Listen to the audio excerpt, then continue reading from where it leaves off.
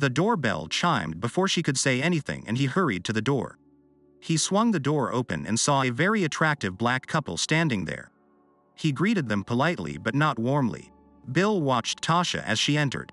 She was stunningly beautiful in a form-fitting red leather outfit that showed her lovely figure. Her skin was a light brown and her hair was a jet black, falling over her shoulders. Jason was a very handsome and very large black man in tight jeans and a light cardigan sweater. He had broad shoulders and a slim waist. Bill guessed him to be several inches taller and much trimmer than Bill was. Bill seated the couple and asked if they wanted anything to drink. Jason asked for a beer. Bill got one for him. Bill was noticeably limping when he returned. Jason grinned. "Too much gym time today?" "No, too many shrapnel holes in my old body from Iraq." "Hey man, I'm sorry. Not your fault, I walked too much last night." Tasha noticed the tears roll down Annie's cheeks. She wiped her eyes with a tissue and murmured, "How far?" Bill looked at Annie, "A ways." Annie shook her head. "How far, Bill?" "Okay, to the river and back." "The Miami River?" Bill nodded. Jason said, "You walked to the Miami River from here and back?"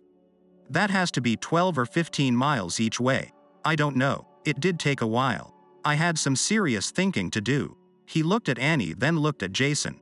"I wanted to hurt someone as much as I hurt. No, I really wanted to kill someone."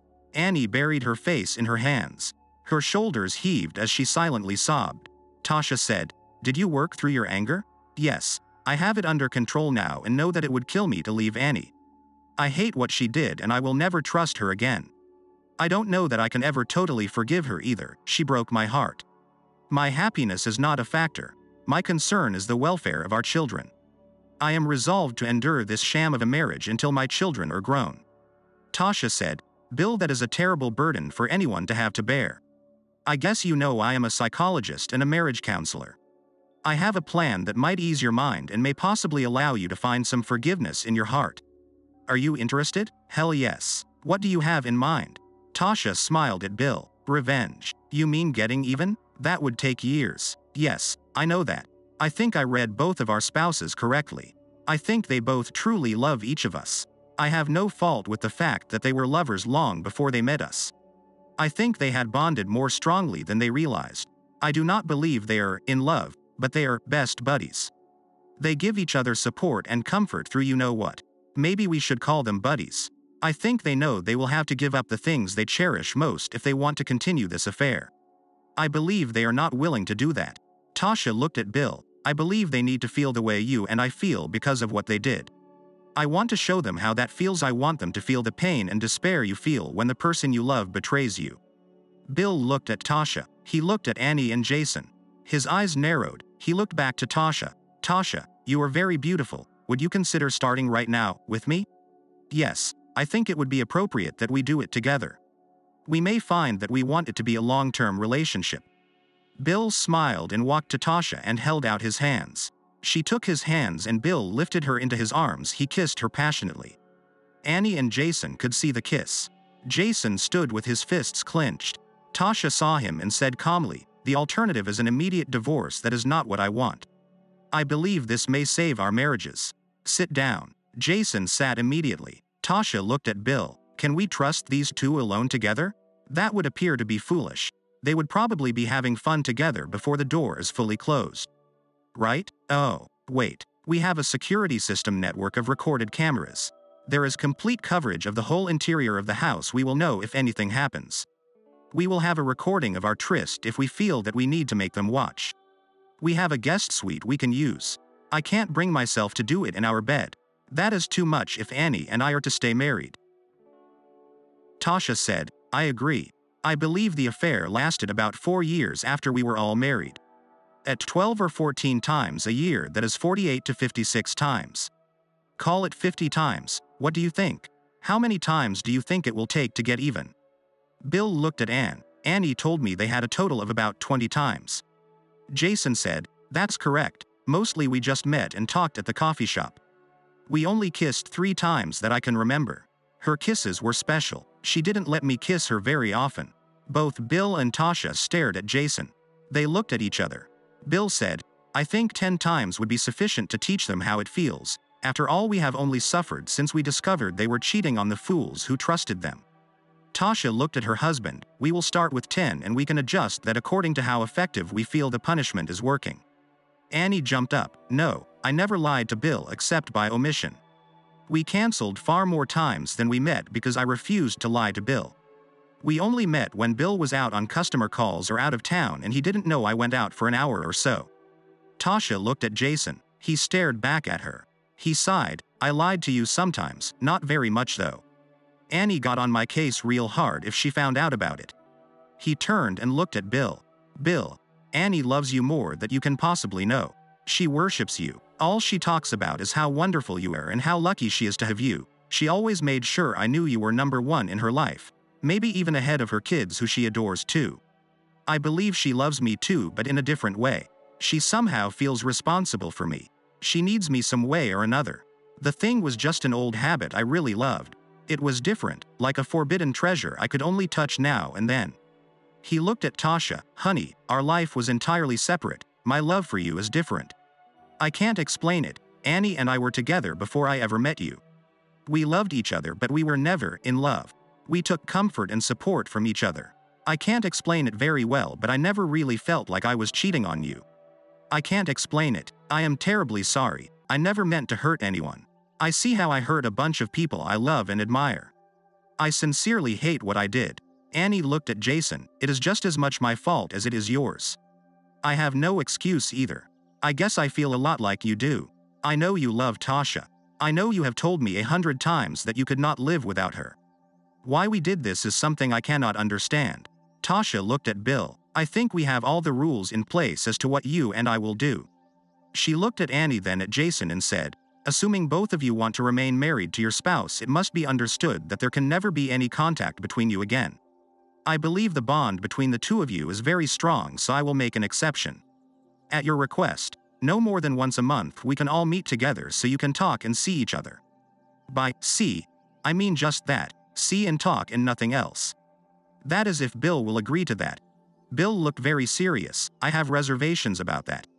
I think we can continue without my decision on that today. Jason, you may go to the bathroom now because when Tasha and I leave the room in a moment, you must not leave your seat until we return. That goes for Annie too.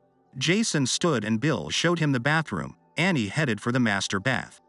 When Annie and Jason were back in their places, Bill said, you may not leave your seats for any reason, you may talk. If we are going to be over an hour, one of us will let you know and give you a break. Each hour counts as a session. He looked at Annie and blew her a kiss. He turned to Tasha and took her hand and led her to the guest suite. Tasha turned and blew Jason a kiss. On the way to the suite, Bill entered the den and turned the surveillance system on. In the suite, he shut the door and turned Tasha to face him.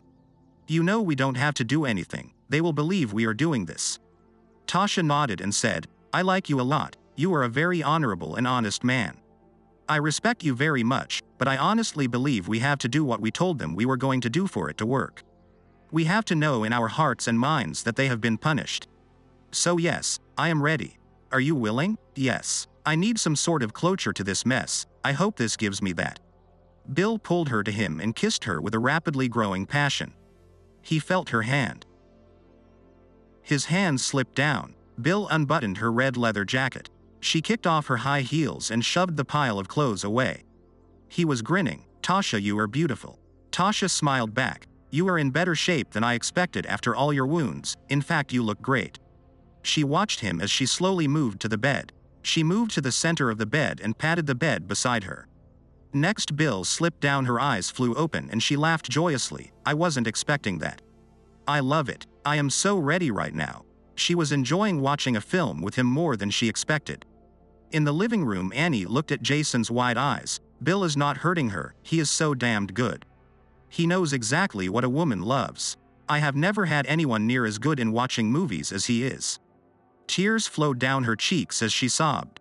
In the guest suite, Bill continued to watch movie with Tasha. After what seemed to Tasha to be an hour of the movie, she gently pushed Bill aside. I need a short rest to think about the movie.